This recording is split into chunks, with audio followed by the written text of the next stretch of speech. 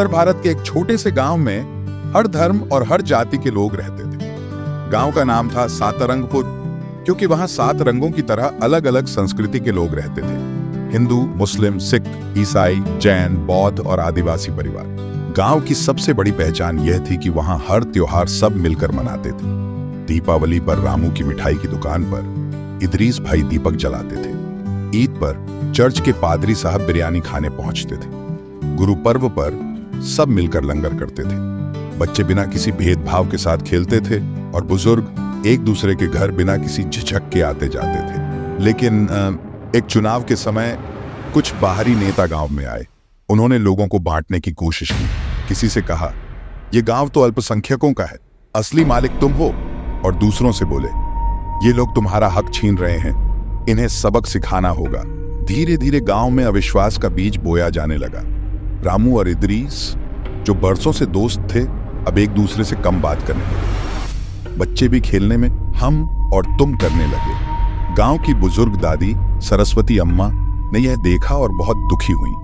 उन्होंने गांव की चौपाल में सबको बुलाया। वहां सब लोग आए, लेकिन माहौल में कड़वाहट थी। अम्मा ने एक टोकरी में 7 लकड़ियां रखी और सबको दिखाया। बोली, ये लकड़ियां हमारे गांव के 7 रंगों जैसी हैं।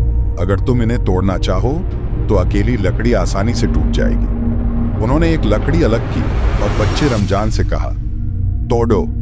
लकड़ी छटक गई। अब अम्मा ने सारी 7 लकड़ियां बांध दी और कहा, अब तोड़ो। गांव का सबसे ताकतवर नौजवान भी उन्हें तोड़ न पाया। अम्मा बोली, यही है सातरंगपुर की ताकत। अकेले हम सब टूट जाएंगे, लेकिन मिलकर रहेंगे तो कोई हमें नहीं तोड़ सकता। नेता आएंगे और जाएंगे, लेकिन ये मिट्टी, ये धरती और हम सबके रिश्ते ही असली पहचान है। गांव वाले चुप हो गए। फिर रामू और इदरीस उठे, एक दूसरे को गले लगाया और बोले, त्योहार फिर से साथ मनाएंगे, क्योंकि यही हमारी असली ताकत है। उस दिन से सातरंगपुर में एक नई परंपरा शुरू हुई। किसी भी त्योहार की शुरुआत एकता की शपथ लेकर की जाती थी। यह कहानी यूं सिखाती ही कि भारत की असली ताकत इसकी विविधता है। धर्म, भाषा और संस्कृति अलग अलग हो सकती है, लेकिन दिल अगर साथ धड़कते हैं तो कोई हमें बांट नहीं सकता।